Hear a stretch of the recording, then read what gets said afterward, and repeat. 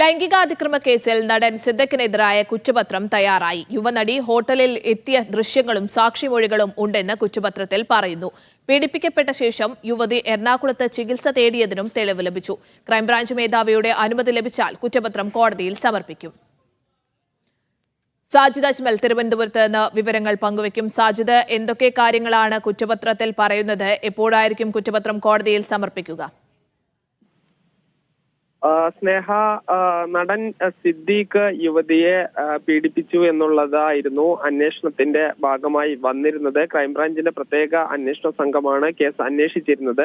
ഇതിൽ ഈ സിദ്ദീഖിന്റെ വാദങ്ങളെല്ലാം തന്നെ പൂർണ്ണമായി തള്ളുകയും നടിയുടെ പരാതി ശരിയാണ് എന്ന തരത്തിലുള്ള കാര്യങ്ങളാണ് കുറ്റപത്രത്തിൽ പ്രധാനമായും ഉള്ളത്.